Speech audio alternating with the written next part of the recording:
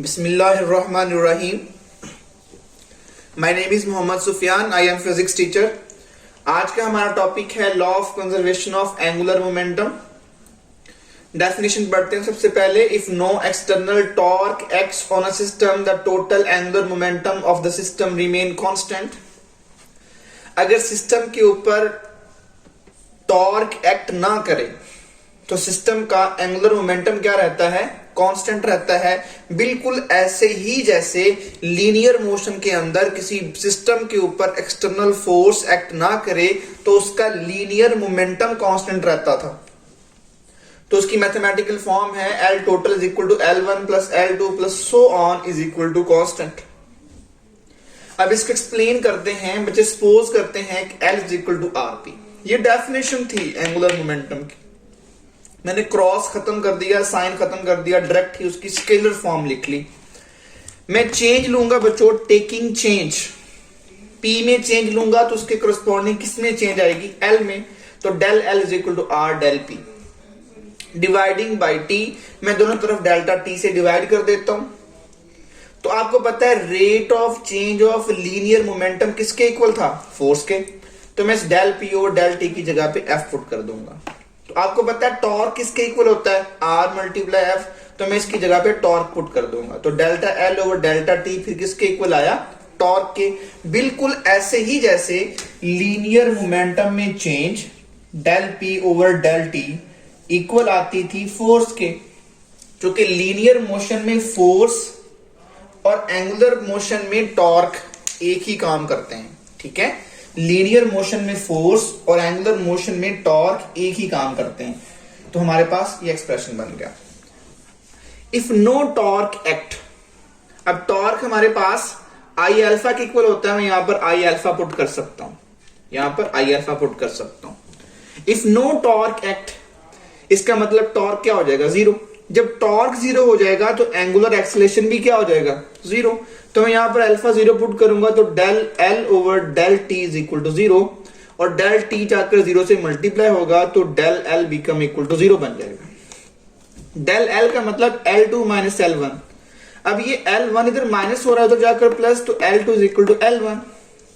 आपने पढ़ा है कि L किसके इक्वल होता है? आई ओमेगा के इक्वल होता है. तो मैं L2 की जगह भी लिखूंगा I2 ओमेगा 2 और L1 की जगह भी लिखूंगा I1 ओमेगा 1. इसे बोलते हैं सेकंड कॉन्फ़िगरेशन, इसे बोलते हैं फर्स्ट कॉन्फ़िगरेशन. कॉन्फ़िगरेशन बॉडी की अरेंजमेंट को कहते हैं. बॉडी की अरेंजमेंट को कॉन्फ़िगरेशन कहते हैं. जब बॉडी की अरेंजमेंट फर्स्ट थी उसका एंगुलर मोमेंटम ये था. जब बॉडी की अरेंजमेंट सेकंड हुई उसका एंगुलर मोमेंटम ये हुआ. तो इट मीन एंगुलर मोमेंटम उसकी कॉन्फ़िगरेशन चेंज होने पर चेंज नहीं हुआ. जितना 1 में था उतना ही 2 में है, तो उतना ही 3 में होगा, उतना ही 4th में होगा, उतना ही nth कॉन्फ़िगरेशन में होगा. It mean angular momentum change नहीं हो रहा, तो वो कंजर्व है, वो कांस्टेंट है. अब एग्जांपल पढ़ते हैं. Diving, diver position during diving.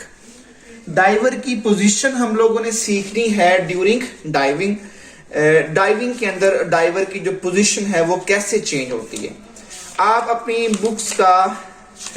Book का पेज नंबर ओपन करेंगे बच्चों 112.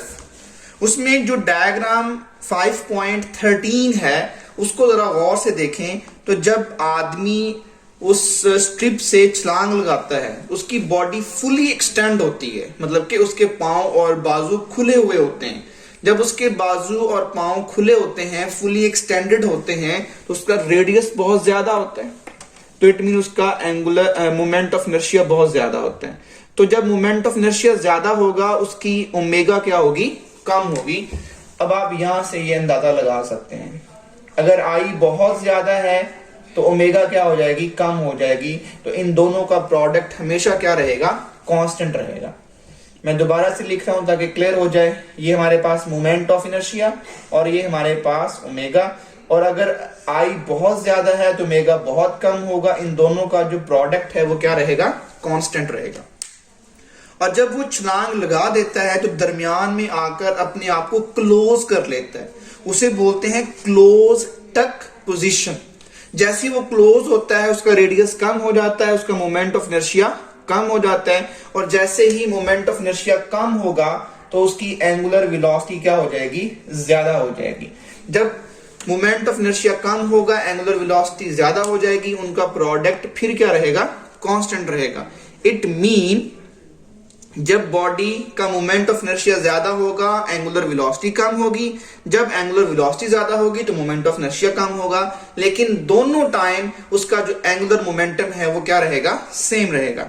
अब इस डायग्राम से ये क्लैरिटी हो जाती है कि पूरी मोशन के दौरान उस बॉडी की उसका एंगुलर मोमेंटम चेंज नहीं हुआ। स्टार्ट में उसकी स्पिनिंग वेलोसिटी मतलब कि एंगुलर वेलोसिटी कम थी, मोमेंट ऑफ इनर्शिया ज्यादा था, और मिड में जब वो क्लोज हो गया उसकी एंगुलर स्पीड ज्यादा हो गई और उसका जो मोमेंट ऑफ इनर्शिया था वो कम है। जब वो पानी के करीब अपनी बॉडी को फिर एक्सटेंड करेगा, उसका मोमेंट ऑफ इनर्शिया फिर ज्यादा हो जाएगा और उसकी एंगुलर वेलोसिटी फिर कम हो जाएगी, और फिर उसका जो एंगुलर मोमेंटम है वो सेम रहेगा। तो इस तरह से आप डिस्क्राइब कर सकते हैं। Thank you.